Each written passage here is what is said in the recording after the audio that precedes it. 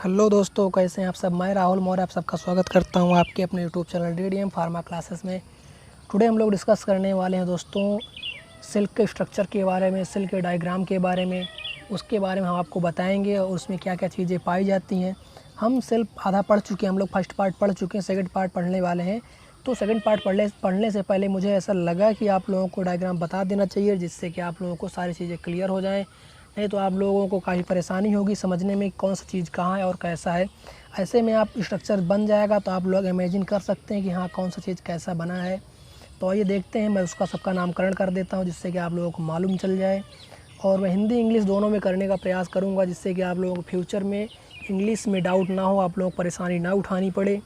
तो ठीक है फ्रेंड्स, कुछ चीज़ों के साथ हिंदी मुझे ना आए, लेकिन मैं प्रयास करूँगा सब कुछ बताने का।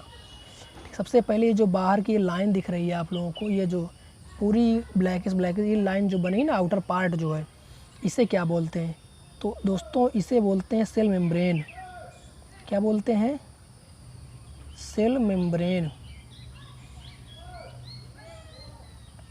सेल मेम्ब्रेन का मतलब होता है, सेल मीन्स होती है कोशिका,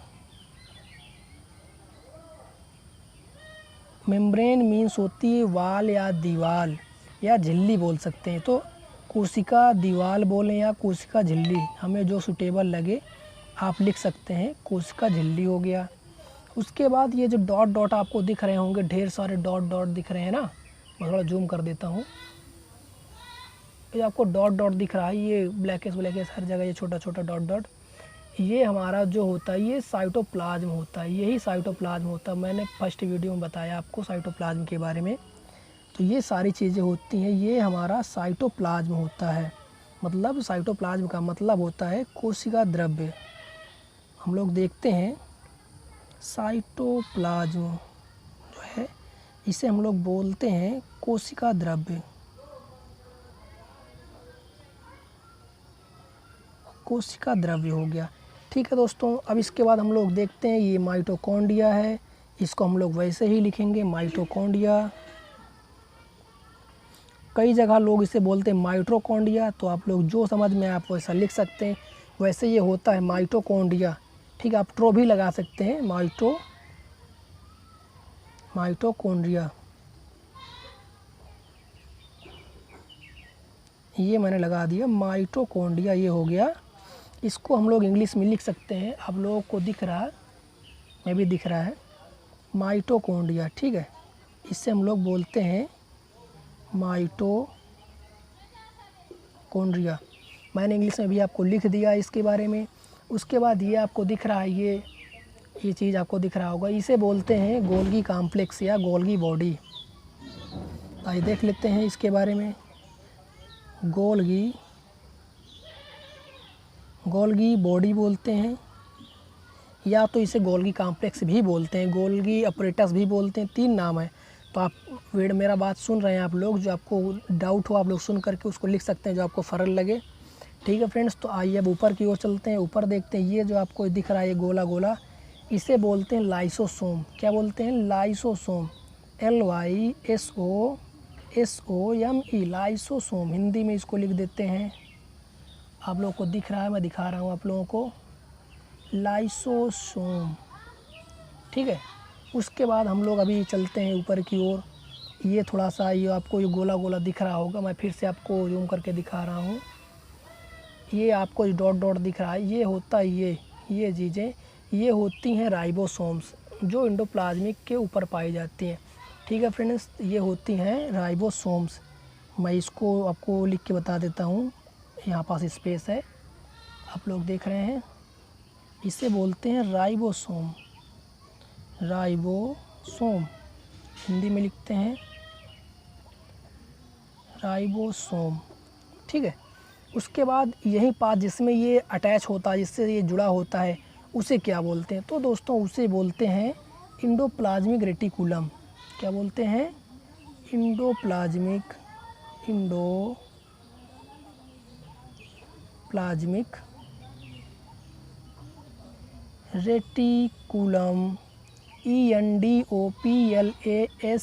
ENDOPLASMIC, endoplasmic reticulum, RETICULUM, endoplasmic reticulum.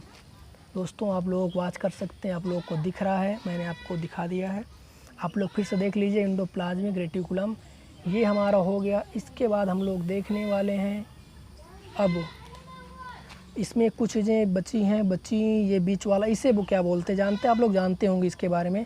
तो दोस्तों ये जो हमारा है इसे बोलते हैं केंद्रक।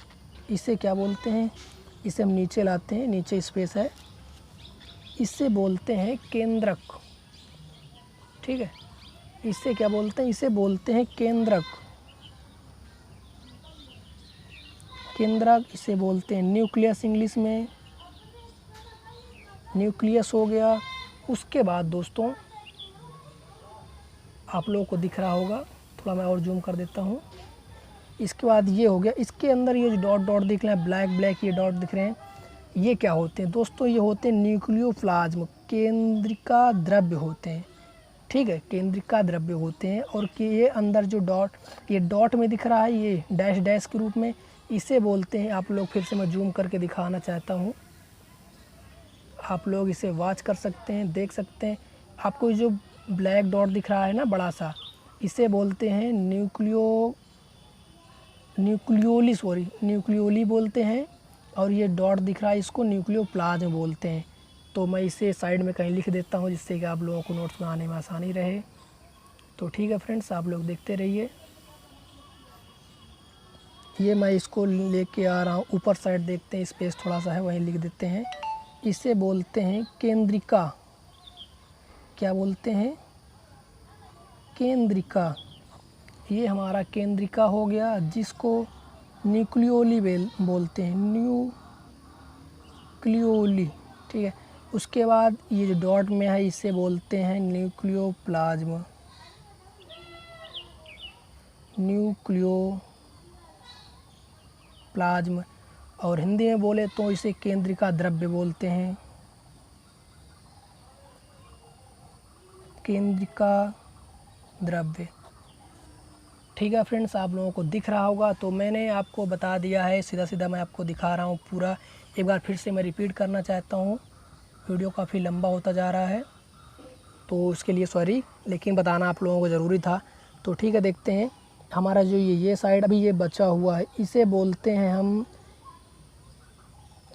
इसको बोलते हैं सेंट्रियोसोम। क्या बोलते हैं, इसे मैं इसी में साइड में लिखे दे रहा हूँ, सेंट्रोसोम, सेंट्रोसोम। ठीक है, ये हो गया दोस्तों, हमारा ये स्ट्रक्चर कंप्लीट हो गया। हमने सब कुछ इसमें जान लिया और आगे हम लोग वीडियो बनाने वाले, उसमें आप लोगों को कोई दिक्कत नहीं होगी। तो ठीक है फ्रेंड्स, तब देखते हैं आगे हम लोग। इसके बाद दोस्तों अगला वीडियो हम लोग नेक्स्ट देखने वाले हैं। तो तब तक के लिए आप लोग इसे रिवाइज़ करते रहिए। अगर आप लोगों को कोई दिक्कत हो, कोई डाउट हो, तो आप लोग मुझे कमेंट्स करके पूछ सकते हैं, मैं आप लोगों को तुरंत रिप्लाई करने वाला हूँ। तो ठीक है फ्रेंड्स, तब तक के लिए टेक केयर, बाय बाय।